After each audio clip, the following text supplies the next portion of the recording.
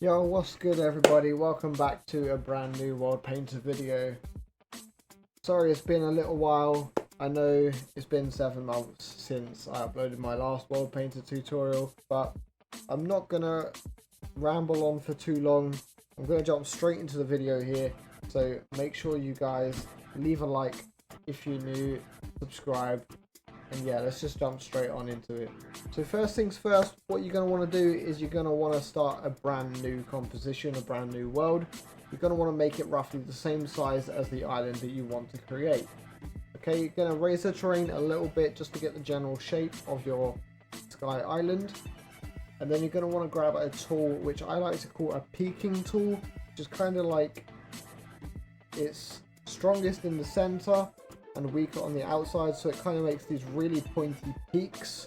Gonna make loads of different sized peaks here for the island itself. Now this will appear to be kind of like a mountainous structure, and essentially what we're going to be doing is making mountains and then flipping them on their head so that the flat side is on the top and the mountains are on the bottom. I'm gonna go ahead and brush in all of these mountains with a rocky preset, which is kind of like a stone and cobblestone mix. It's a really nice mix and it gives a really nice effect for this specific. Now next thing we're going to be using is magma. We're going to go ahead and just put in a couple strips of magma here and there. You can hold down Alt and your scroll wheel to turn the direction in which the strip is facing, jazz it up a little bit, add as much as you like. You don't have to do this step, I just think it looks cool. Add some lighting underneath the island to make it really pop and look really cool. Now underneath this magma and around the magma I'm going to add netherrack, so you're going to need to choose the option on the far right hand side of WorldPainter that says accept on, and then you're going to need to choose magma as that specific terrain type, because you don't want to paint over the magma, you just painted onto the mountains. Now this netherrack I'm drawing around the magma, as you can see, kind of just emphasizes the magma, makes it look like a crack in the surface and really makes the terrain pop, and it makes it really visible that there is magma underneath the island. Here's a little look at what it would look like in the mountainous version of itself. It looks pretty cool. It will look a lot better once we flip it upside down, because there'll be a lot of dark patches.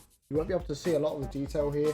The main thing that really pops in this is the magma strips running through these mountainous areas. Okay, next thing, what we're going to want to do is export this as a new Minecraft map. Now if you're familiar to WorldPainter, you'll know what to do. All you're going to want to do is set the presets to creative mode. You can set it to peaceful if you like. Biomes doesn't really matter. Turn off structures just in case a village decides to spawn in between your mountains for whatever reason. You don't want that happening. It will look awful, trust me. Once you've done all of that, make sure you don't include caverns, caves, anything like that, unless you really want to play around with that kind of stuff. Hit export and wait for your world to be finished. Okay, now that that's done, we're going to go ahead and jump over onto Minecraft and load up our WorldPainter world. You'll know which one is your WorldPainter world because it will say version WorldPainter in Minecraft. Pretty cool that it does that. Go ahead and hit play. Click I know what I'm doing. It probably will prompt you when it says that if you're running in 1.16.5 or above. Okay, now that we're in the world, it's worth noting, guys, that you will need world edit for this second part. What you're going to want to go ahead and do is go to the very bottom of the mountain and find a corner of the build which essentially you can see both sides of the mountain that you want. It's a little hard to explain, but yeah, you want to be able to see perfectly straight down the sides without any interference from the mountain. Otherwise, if you don't do this correctly, you'll end up cutting off a little bit of the mountain. It won't look that good.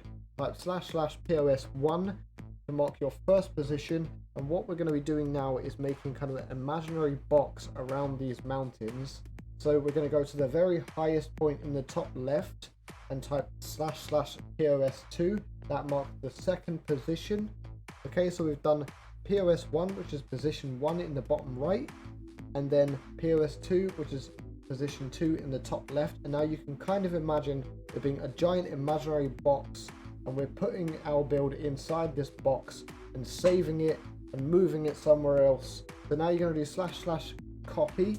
And what that's going to do is it's going to copy everything within those 2 positions that you just marked out.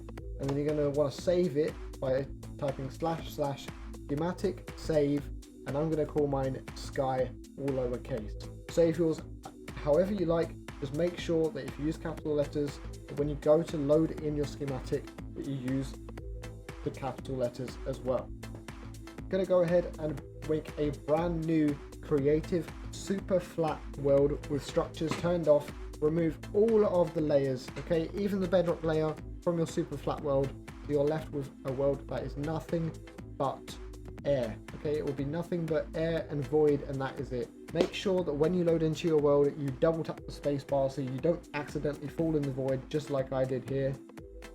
You don't want that to happen to you. Then what we're going to want to do is we're going to want to find the space in which we want our SkyBlock island to be. So I'm going to head over to 0, 0, and I'm also going to have my SkyBlock island around Y100. Now I recommend spawning in your SkyBlock island somewhere in the region of Y80 to Y120, depending on how big your island is. You can always play around with it and / undo if anything goes wrong. Now what we're going to want to do is we're going to want to type in the commands / schematic load sky, in my case obviously because I called my build Sky, all lowercase, but if you named your build something else, you will do / schematic load and then whatever you call the build. Then you're going to want to do / flip up. There's 2 separate words, flip up, and what that is going to do is going to make your mountains flip on their head. So once you've done that, you're going to want to type / paste, and that's going to paste in your mountains. And within a few seconds, maybe 20 to 30 seconds, depending if your PC isn't that great, you will see your brand new SkyBlock island spawned into your world. It looks incredible. The magma underneath creates some awesome lighting, some awesome little effects underneath. And then what you can also do to further optimize your island is go ahead and bind some tools with some world edit commands. So I'm going to go ahead and bind this axe with a paintbrush. So we're going to do / brush cylinder grass _ block, and what that's going to allow us to do is paint the entire top of our island in grass blocks. Like you can see, just by holding down right click, you can paint over any terrain at all. I'm also going to go ahead and make a wooden hoe, place it next to my axe, and make the same command / brush cylinder, but I'm going to use air instead now, so I can quickly remove all of the blocks that look really jaggedy around the edge of this island and move all of these horrible grass tiles that are just floating in midair that obviously do not belong there.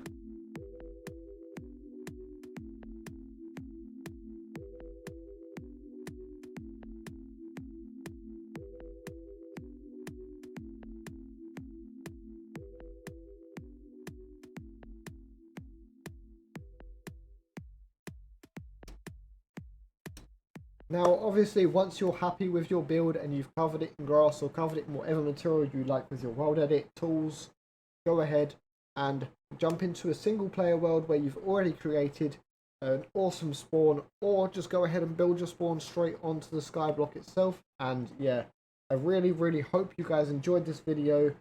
I will do another WorldPainter video going more into detail about what you can do with this awesome program in the future. Make sure you guys leave a like on the video and subscribe if you're new around here. It will really mean the world to me.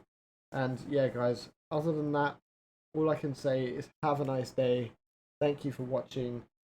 My name is Redfish. Hopefully I'll catch you in the next one. Peace.